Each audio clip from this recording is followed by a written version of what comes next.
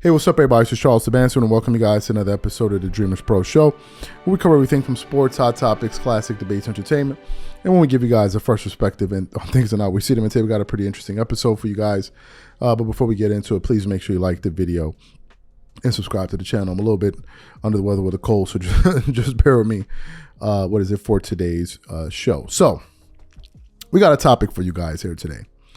As I said on, I believe, was it Saturday show or Friday show, one of those shows, I said in that show that Deion Sanders is the biggest thing in sports right now.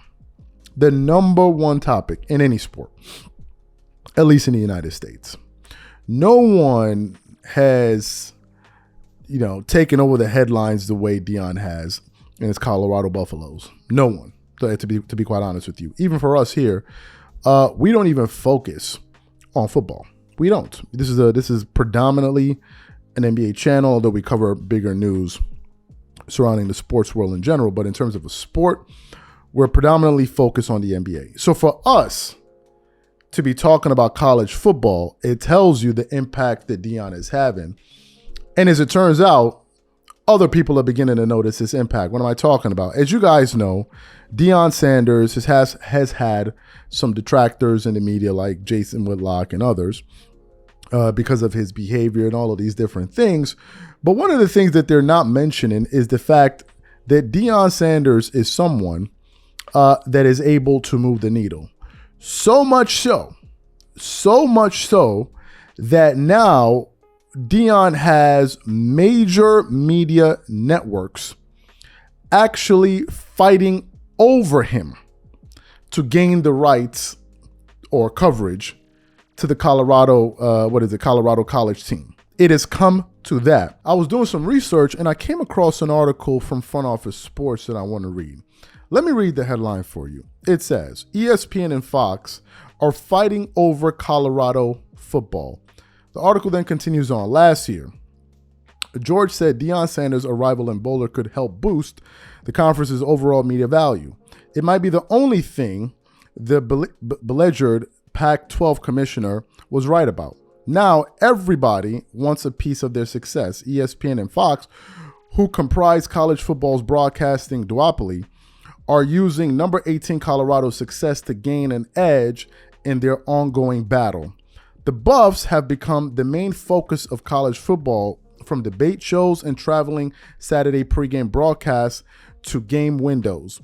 Because the Pac-12 has deals with both ESPN and Fox, the networks trade the rights to Colorado's games depending on the week. That dynamic will continue next year when the Buffs join the Big 12, the only power conference with a future media rights deal that includes both networks. Fox has been trying to compete with ESPN's industry incumbent College Game Day since it launched Big Noon Kickoff in 2019. Last season, Game Day outdrew Big Noon Kickoff by 70%. But prime time coming to Boulder has been a major boon for Fox. Octagon EVP of Global Media Rights Daniel Cohen told Front Office Sports, Fox is going on its third consecutive week hosting Big Noon Kickoff at a Colorado game and its second consecutive week in Boulder. Even though ESPN has the rights to Colorado State games, Fox passed up an opportunity to go to Penn State. The decision was a no-brainer, a source told FOS.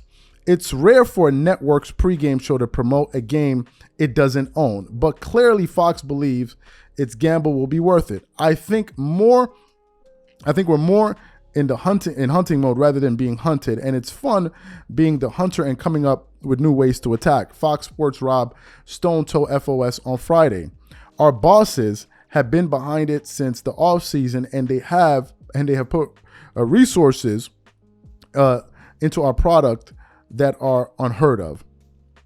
But in the tug of war, ESPN pulled out all the stops. Along with the first College Game Day broadcast in Boulder since 1996, the network sent the Pat McAfee Show, SportsCenter, and First Take to the school for their Friday show.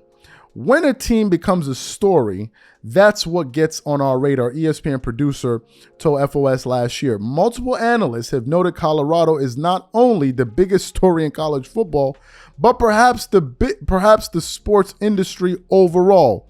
Both pregame show will enjoy a live appearance from Coach Prime himself, but ESPN's Desmond Howard thinks the network's pregame show still has the edge. We're the only 3-hour live show that provides a 3-hour infomercial about the program, the school, and the community, he told reporters Friday. There's no other show on TV that does that. Regarding their respective top game slots, however, Fox has beaten ESPN the past 2 seasons. Big News Saturday averaged 6.2 million viewers last year compared to 4.3 on ABC/ESPN 7 p.m. Eastern primetime window. The Buffs' first 2 noon games smashed Fox 2022 average, but ESPN outperformed them by a small margin. TCU Colorado averaged 7.26 million viewers compared to ESPN FSU LSU game 9.17 million, while Texas Alabama 8.8 million edged out Colorado Nebraska 8.7 million. This week, ESPN has taken the weapon away from Fox, and even a 10 p.m. kickoff should provide a boost.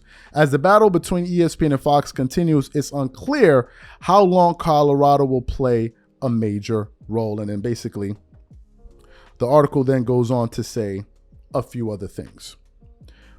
This thing is unheard of. It's absolutely unheard of. The last game that they played against Colorado State, I was going through my I was going through my my Instagram, just kind of scrolling through because I follow a lot of sports pages, and I'm looking at some of the posts from SportsCenter, ESPN, and they're showing coverage of the game, and they're talking about all of the stars, athletes, and celebrities that attended that last game. I'm seeing Master P. I think Dwayne "The Rock" Johnson was there. Kawhi Leonard was there, and all of these guys. I'm like, these guys are bringing out all of these celebrities just to watch this college football game.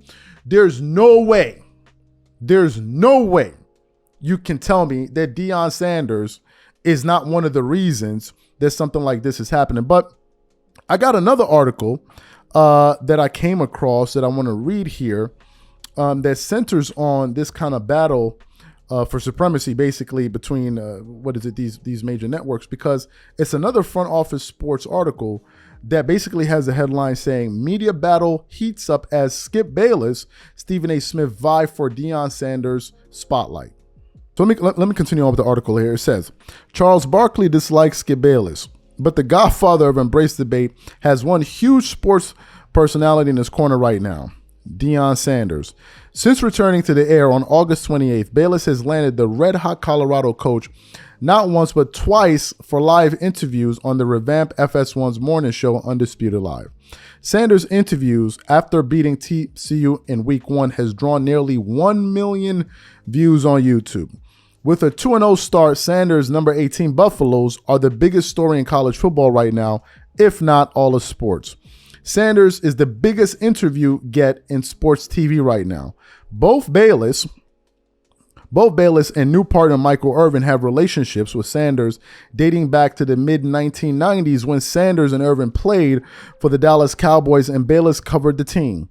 Landing Coach Prime for the revamped Undisputed has given Bayless some bragging rights in his competition with former TV partners Stephen A. Smith and Shannon Sharpe of ESPN's First Take. As usual, he goes all the way when Bayless supports a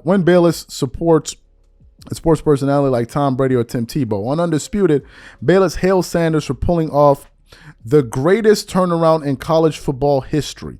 Naturally, in touting Coach Prime as a head coach candidate for his beloved Dallas Cowboys, Deion Sanders would be sensational as a Dallas Cowboys head coach. Bayless tweeted to his 3.2 million followers, I'm talking Super Bowls, plural. Added Bayless to his podcast, I believe with all my heart and soul, Deion Sanders' ability to do anything in life, but especially to coach. college football, pro football, if he puts his mind to it, he will beat you. I used to say that about Tom Brady. That's one man I don't bet against. Deion Sanders is another man I don't bet against. But ESPN, Smith, and Sharp are rapidly catching up regarding media access to Coach Prime. On Friday morning, Smith and Sharp and Molly Kerm took First Take live on location in Boulder. Sanders and his quarterback son, Shedeur Sanders, two-way star Travis Hunter, and Pat McAfee appeared on the show. Coach Prime gave the First Take trio a gift of his signature sunglasses. Kerm called him a friend of the show. Sanders shot down the suggestion he'd be on NFL. He'd be headed for the NFL during his appearance. I like Boulder. I love it here, he said as Buffs fans cheered him. Meanwhile, McAfee is also taking his show on the road to Boulder. He boasted a loaded guest schedule Friday, including Sanders, Smith, The Rock, Aaron Rodgers, fresh off his season-ending injury on Monday Night Football. And then basically the article goes on to say a few other things there. So what do we make of all of this? What do we make of all of this? Number one, let me talk about what it's teaching us here. It's teaching us about the importance of adapting, right? You got to adapt. In our case, we're challenging ourselves to do something we're not used to, which is cover football. Now, does it mean I don't understand football? No, I understand football perfectly fine, although I'm not a savant at it. I can't go off and start having this in-depth conversation with you about it because I used to watch it passively, the same way I used to watch tennis. I understand some of the rules, but not to that level. I'm more of an NBA guy. Growing up in high school, that's what me and my friends used to argue about. That's how I learned about the NBA, just arguing with my friends in high school, coming to school with newspapers, looking at the NBA standings and stuff like that. That's how I learned, right? So I was more of an NBA guy and I like basketball. But what it's showing me is that, listen, when something is moving, when something is this hot, sometimes you got to venture into the beyond and try something new and figure something out. And that's what we're doing. We're challenging ourselves to try to stay abreast of what's happening here. And to me, it's one of the reasons why I was so surprised why so many people were going at Deion Sanders. Because, I mean, for God's sakes, look at the impact he's having on the sport. Look at the impact the guy's having on the sport. And then you have people out there talking about whether or not this guy is wearing a hat or he's wearing sunglasses or the way that he talks or his religious background and all of this other nonsense. It's like, out of all of the things that are happening around this guy, why are you transfixed on this thing about his decorum or the way he carries himself? Focus on the results. Focus on the bigger impact of what he's doing. And Deion Sanders, without a doubt, is having a major impact on the sport. He just is. There's no two ways to say it. If you look at the money that Deion Sanders is generating, we're talking about his college, the program, you'll be startled. Let me read you one final article. This is from Essentially Sports. It says, firing up $94.8 million worth Buffaloes in front of The Rock, Deion Sanders' mother seemingly gains Heat legend. Okay, the article continues on. The ongoing college football season is providing some iconic moments, several of them courtesy of primetime Deion Sanders. Along with incredible football, the two-time Super Bowl winner has also brought up a lot of attention and money to the Boulder program. Last year, the team generated nearly $95 million in revenue. Well, Coach Prime's home opener grossed $18 million for the team. Of course, they have faced scrutiny from rival coaches, but the Buffs have also drawn support from several NBA legends. And basically, what that article goes on to say is talk about all of the money that Deion Sanders has generated for the program and the money he's going to be generating for the program moving forward. Listen, this guy is a magnet right now. He's a magnet. For them to be bringing in those type of numbers, are we still talking about the same team that went 1-11 last year? That's already what? 2-0 or 3-0? The same team? People need to stop hating and witness a moment in sports, because really that's what it is. This is a moment in sports. For this guy to be generating this much attention around this sport it says something, and I think we all need to appreciate it because I don't know when next we're going to see it. These are my thoughts. Whatever you guys think, please leave your thoughts and comments in the comment section. We catch you on the next show. Peace.